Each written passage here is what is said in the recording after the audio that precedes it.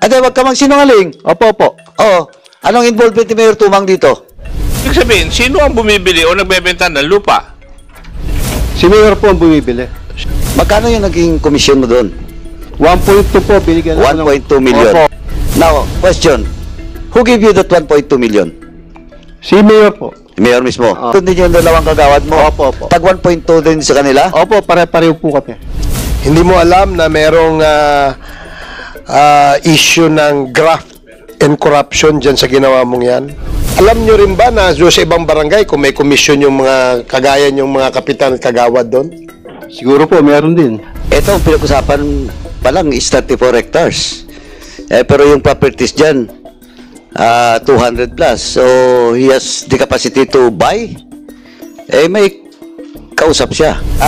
Mr. Elmer Canda, are you familiar with the Yata Industrial Park? Yes po. The office address? Hindi ko po alam yung address niya. Hindi mo alam? Opo. I just want to remind you, you're under oath now. Opo. Hindi ko... Hindi mo alam? Opo. Sigurado ka? Yes po. Oh, now, yung 34 hectares ng Yata Industrial, are you involved in the sale of that property? Opo, kami po yung sa Barangay San Lorenzo po. Oh, now you don't know the address of Yatay? Hindi po. Is anybody knows the official office address of Yata Industrial? Yes, Vice Chair. Former Vice Mayor. The address is San Lorenzo, pero ang sabi po ni former barangay captain, wala pong Yatay building sa San Lorenzo or offices. Wala. Wala pong office sa Barangay San Lorenzo ang Yatay Industry. Do you know this Yatay? You were involved in the sale. Opo. Paano ka na-contact ng taga Yatay? Bali po kami po yung nag-ahente doon sa lupa. Oh, sino yung kausap mo? Si Mayor po, Mayor Tumang. Mayor Tumang. So Mayor Tumang is involved with the Yatay Industrial Park. Opo. Have you talked, do you know Eddie Tayang? Yes po. You have met him? Isan lang po. When? 2016 po. During the sale? Ilan na po. Opo. During the sale? During the sale of the property? Ay, iba po yung sa kanya. Paano mo siya nakakausap nung time na yon? Meron po kami nabenta lupa sa kanya sa barangay namin, San Lorenzo. Hindi Yatay. Pati po yung Yatay. Hindi Iba nga, po, tinatanong iwalay po kita. sila. Iwalay po. And then tinatanong ko nga sa iyo is, yung pag-meet mo kay Eddie Tayang in relation to the property. Tama? Bali, sa kanya po namin binenta yung lupa Kaya na... nga bininta niyo sa kanya. So, Opo. nakausap mo siya. Opo. That was the first and the last. Minsan Yun- lang po, noong 2016. Yun lang, 2016. Opo. Now, during that sale of the land and talking to Eddie Tayang, sino yung kasama ni Eddie Tayang? Nung kausap mo siya? Siya lang po. Siya lang. Opo. Kayong dalawa lang. Opo po. Etong si Kiros, Ay, hindi ko po kilala. hindi mo kilala. Opo. During the time, but you know, it is Mayor Tumang that facilitated also this purchase of land. Sinabi mo na kanina eh. Opo, bali... Bali ano? Paano yun? Ate, wag ka magsinungaling. Opo, opo. Anong involvement ni Mayor Tumang dito? Wala po alam na involvement sa kanila. Yung dalawa ni ano. Sandali. On record, sinabi mo kanina na yung transaction is being made by you, Mayor Tumang, and Eddie Tayang. But once na kayo nagkita na Eddie Tayang. Nag-ano po ka sa kanya, diretso po kasi ako sa kanya eh. Sorry? Diretso ka? Opo, direkta po ako sa kanya. Facilitated na magdiretso ka doon. Iba po yung kay Yatay. Hindi nga, sabi ko nga yung kay Eddie Tayang, sino nag-facilitate siya na makausap mo siya? Nag-facilitate po sa... Para makausap mo. Si Roy po, Roy Gomez. Roy Gomez. Opo. Are you familiar that Roy Gomez is the party man? Opo, opo. Party man of Mayor Tumang. Opo. Okay. Now, yung sa Yatay, sinong nag-facilitate nun? Si Roy Gomez din po. Roy Gomez. So, do you know that it is also Mayor Tumang? Opo. You confirm it? Opo. Okay, now, Sabi mo, hindi mo alam yung address, pero nasa barangay mo. Wala pong ano ron, office ang Yatay Industry sa barangay namin. O, Dasil, saan yung opisina? Ang office po niya kay Mayor sa bahay niya, sa Morning Sun. Okay, now, again, just for the record. Okay. Sabi mo, kasi hindi ka rin pwedeng magsinungaling eh. Kasi yung properties, under Yatay, may address yun. Tama? Hindi po, wala po talagang ano doon. Baka Hindi nilagay lang po yung address doon na wala pong office. Kasi po, dinadala ko yung mga tao sa bahay ni Mayor Tumang. Kaya nga eh. Sa Morning Kaya nga Sun. gusto ko establish na may opisina, pero wala talagang, nandun sa record kasi sa assessors kung saan yung Yatay. Tama? Nasa San Lorenzo. Opo, yung nabiling lupa po sa San Lorenzo. Okay, now, you're telling this committee na yung mga tao dinadala mo sa opisina ni Mayor Tumang. Sa Opo, bahay opo. mismo? Opo. Ito bang bahay ni Mayor Tumang, ito rin yung opisina ng Morning Sun? Opo po. Also, the office of Mayor Tumang, which is the Morning Sun Industries, and Yatay, mag-isa lang. Opo po. Sino ngayon nagre-represent doon sa Yatay? Pag dinala mo yung mga tao doon? Si Mayor po, tsaka si Roy Gomez. Sila rin mismo. Opo. Sila rin mismo ang kausap nyo. Opo, opo. Sila rin mismo ang nag-facilitate ng application doon sa reclassification vice. Who represented yung reclassification ng properties nitong Yatay? Mayroon po silang representation, Kim Koya po. Or as Michael, something, Chinese na alias niya is Michael. Chinese na Michael. Yung parang alias niya po yun. Pero Kim po. Sino nag-sponsor during the time? Sponsored is usually the Chiron Lanyus, si Councilor Manny Manalo. Is Councilor Manalo present? Nasa Cebu po. Yun Yun yung kanina. Okay. Comsec, please take note of that he should be present on the two issues na po. Yung sale yung reclassification nung Yatay properties. So now, hindi ko na itatanong pa yung iba. Now, Kapitan, you confirm na that the Yatay is also in the Morning Sun Industries. Opo po. Doon po ang opisina mismo ni Mayor Tumang. Opo po. And Mayor Tumang facilitated with Roy Gomez the sale of property of the Yatay. Opo po. Okay. Now, 34 hectares to. Kinukumpirma mo ba? 34 hectares. Marami po yan eh. Almost 150 to 200 hectares yun eh. Yes, correct. Opo. So, properties ng Yatay. So, 152 now. Assessors. Assessors. Ilan ba talaga? Do you confirm na 152 plus daw eh? Ang dalak mo record po ngayon sa Your Honor, nandun lang, 261 yata. 261. Okay, for the record, it's 261 land which is under Yatay Industrial Park po. under the ownership of Yatay Industrial Park. 261. Assessors, kindly submit to COMSEC, no? All those properties. And ROD, dapat nagsasalubong yung data nyo, ha? Paki-check na rin yung sa inyo. Para confirm lang. Yes, sure. Also, now, unless members of the committee will ask the former chairman of San Lorenzo, Mexico, Pampanga, El Mercanda, do you want to ask? Yes, please proceed, Chairman Akop. Chairman, sinabi nyo kanina na walang opisina yung Yatay Industrial Park sa dapat na kinaroroonan niya. Opo, wala po sa Barangay San Lorenzo. Yes. Ang nandun, yung Yung lupa po. lupa na binili nila. Opo. Tapos, ang nandun din sa lugar na yon sa San Lorenzo, Mexico, bahay ni Mayor Tumang. Doon po ang transaksyon. Hindi nga, nandun yung bahay ni Mayor Tumang. San Lorenzo, wala po. Wala. Opo. Pero yung Morning Sun Industries, nasaan po yun? San Antonio po. Katabi po namin barangay. Sa San Antonio. Opo, opo. Okay. So, kung doon nagkakaroon ng transaction, yung Yatay Industrial Park, sa bahay mismo ng former Mayor Tumang, ano po ang masasabi nyo?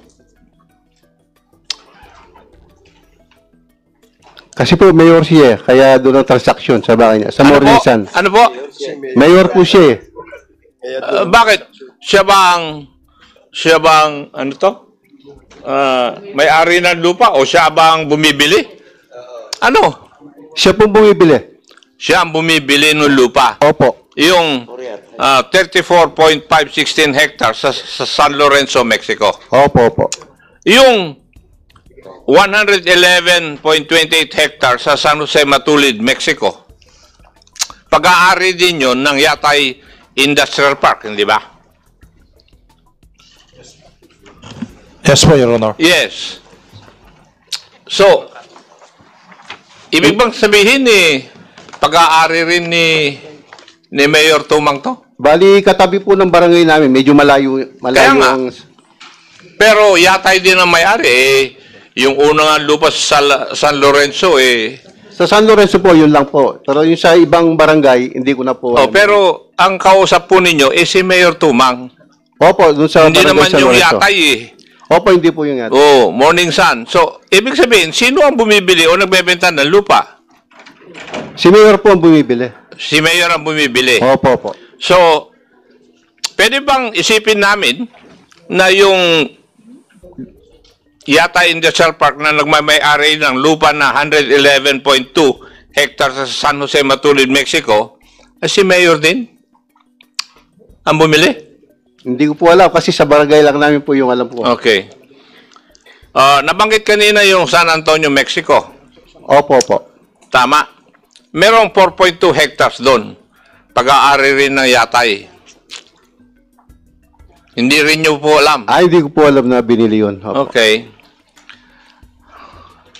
So, Mr. Chair, kailangan nandito si Mr. Teddy Tumang para sagutin yung mga katanungan natin.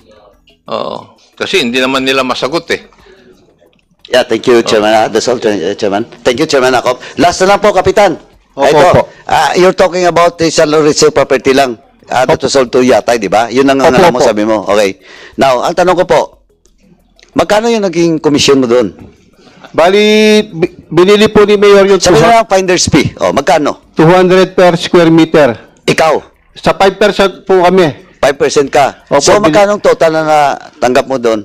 1.2 po, binigyan ako ng- 1.2 million. Opo. Okay, that's part of your hanap buhay. no? Opo, opo. Okay. Now, question.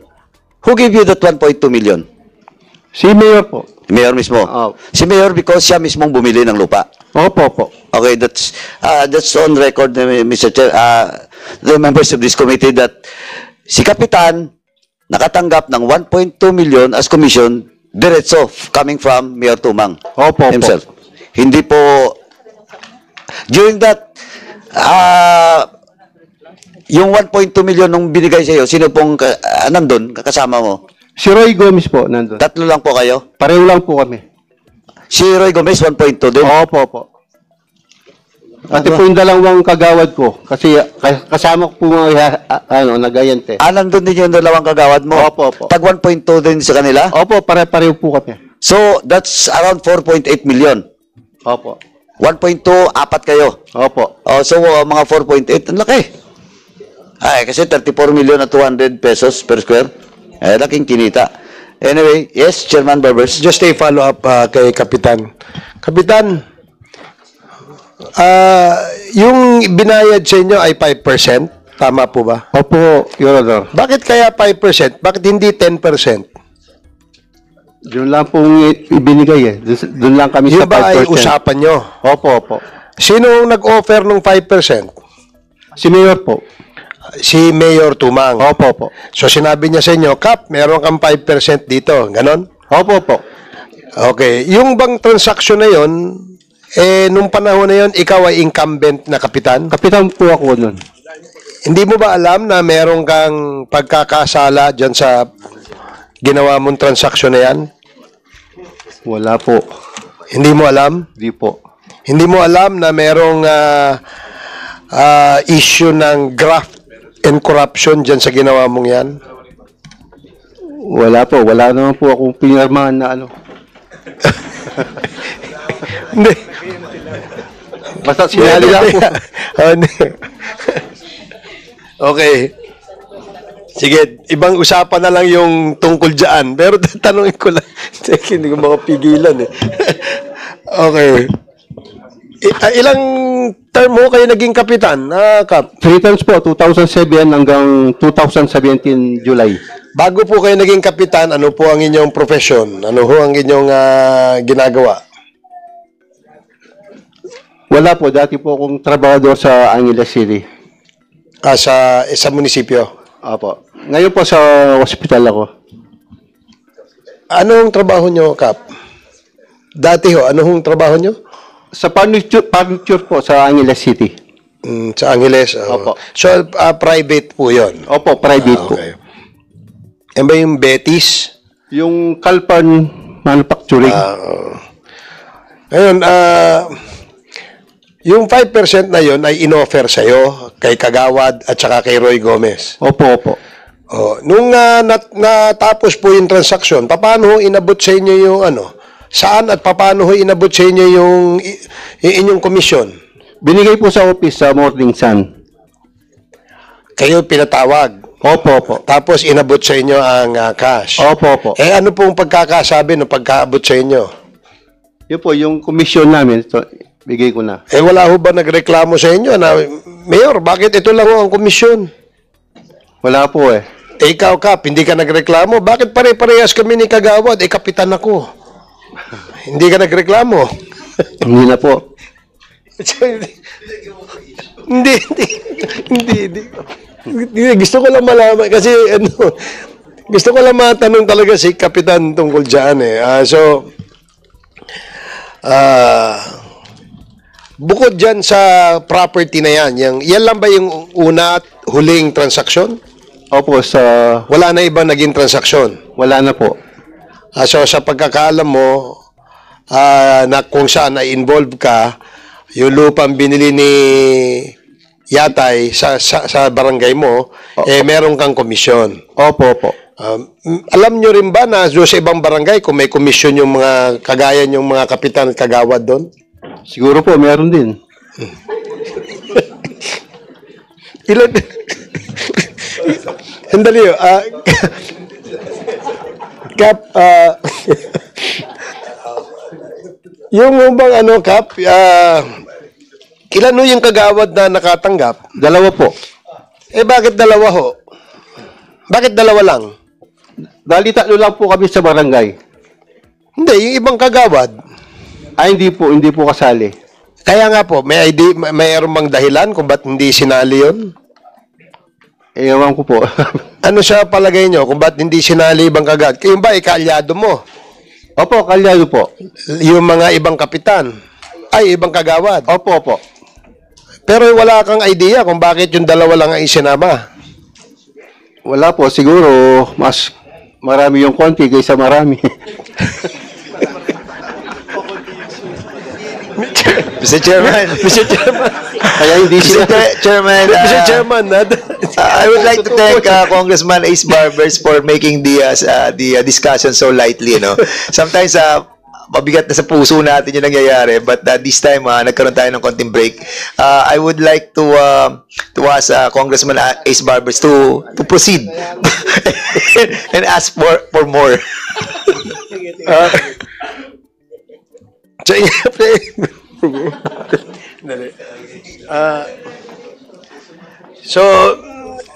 Siguro, Kap, yung inyong komisyon, hindi ba dapat siguro mas malaki sa inyo dahil kapitan kayo? Hindi na po ako nagreklamo kasi mayor yung ko eh. Ang punto ko lang dito, Baka kung magreklamo po, magagali pa. Kaya hindi na po. Mr. Chair. kaya hindi ka na nagreklamo. Okay, sige, salamat po. That's all, Mr. Chair.